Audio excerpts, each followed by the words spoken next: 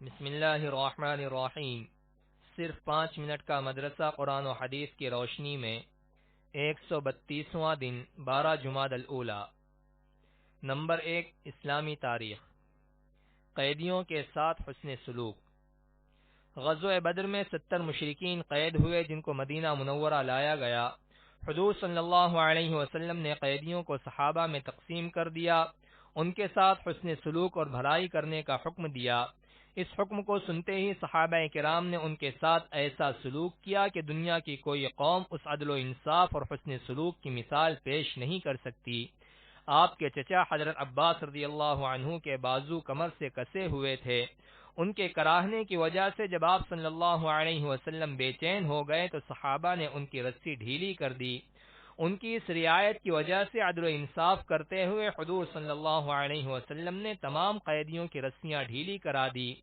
صحابہ کے حسن سلوک کا یہ حال تھا کہ انہوں نے اپنے بچوں کو بھوکا رکھ کر قیدیوں کو کھانا کھلایا اور اپنی ضرورت کے باوجود ان کو کپڑے پہنائے۔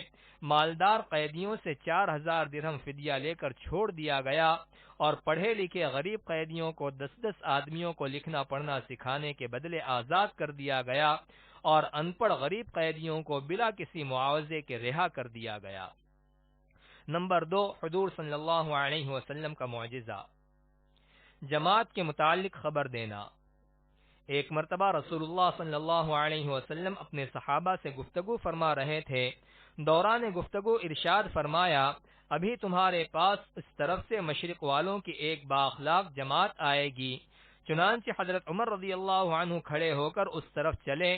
تھوڑے ہی دور پہنچے تھے کہ سامنے سے 13 افراد پر مشتمل ایک جماعت آئی۔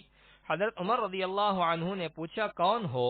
جماعت نے کہا، ہم قبیلہ بنی عبد القیس سے تعلق رکھتے ہیں۔ حضرت عمر نے پوچھا، کیا اس شہر میں تجارت کے ارادے سے آئے ہو؟ تو انہوں نے فرمایا، نہیں۔ حضرت عمر نے فرمایا، ابھی ابھی رسول اللہ صلی اللہ علیہ وسلم نے آپ لوگوں کا تذکرہ کیا تھا اور تعریف کی تھی۔ نمبر 3، ایک فرض کے بارے میں۔ قرض ادا کرنا۔ رسول اللہ صلی اللہ علیہ وسلم نے فرمایا، قرض کی ادائیگی پر طاقت رکھنے کے باوجود ٹال مٹول کرنا ظلم ہے۔ نمبر 4، ایک سنت کے بارے میں۔ تجارت میں برکت کی دعا۔ آپ صلی اللہ علیہ وسلم نے حضرت حکیم بن حزام رضی اللہ عنہ کو تجارت میں برکت کے لیے یہ دعا دی، بارک اللہ لک فی تجارتک، ترجمہ، اللہ تعالیٰ تمہارے لیے تمہاری تجارت میں برکت دے۔ نمبر 5، ایک اہم عمل کی فضیلت۔ مصافحہ مغفرت کا ذریعہ ہے۔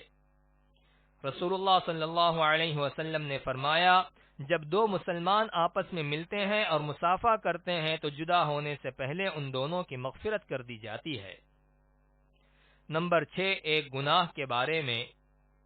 گمراہی اختیار کرنا۔ قرآن میں اللہ تعالیٰ فرماتا ہے، جو لوگ اللہ تعالیٰ کے راستے سے بھٹکتے ہیں ان کے لیے سخت عذاب ہے، اس لیے کہ وہ حساب کے دن کو بھولے ہوئے ہیں۔ نمبر 7، دنیا کے بارے میں۔ دنیا چاہنے والوں کے لیے نقصان۔ قرآن میں اللہ تعالیٰ فرماتا ہے، جو شخص آخرت کی کھیتی کا طالب ہو ہم اس کی کھیتی میں ترقی دیں گے، اور جو دنیا کی کھیتی کا طالب ہو کہ ساری کوشش اسی پر خرچ کر دے تو ہم اس کو دنیا میں سے کچھ دے دیں گے، اور ایسے شخص کا آخرت میں کوئی حصہ نہیں۔ نمبر 8، آخرت کے بارے میں۔ قبر کے بارے میں۔ رسول اللہ صلی اللہ علیہ وسلم نے فرمایا، قبر یا تو جنت کے باغوں میں سے ایک باغ ہے یا جہنم کے گڑھوں میں سے ایک گڑھا ہے۔ نمبر 9، طب نبوی سے علاج۔ ککڑی کے فوائد۔ رسول اللہ صلی اللہ علیہ وسلم کھجور کے ساتھ ککڑی کھاتے تھے۔ فائدہ، علامہ ابن قیم رحمۃ اللہ علیہ ککڑی کے فوائد میں لکھتے ہیں کہ یہ معدے کی گرمی کو بجھاتی ہے اور مثانے کے درد کو ختم کرتی ہے۔ نمبر 10، نبی صلی اللہ علیہ وسلم کی نصیحت۔ رسول اللہ صلی اللہ علیہ وسلم نے ماتحت اور یتیموں کے بارے میں فرمایا، تم اپنی اولاد کی طرح ان کا اکرام کرو اور جو تم کھاتے ہو ان کو بھی وہی کھلاؤ۔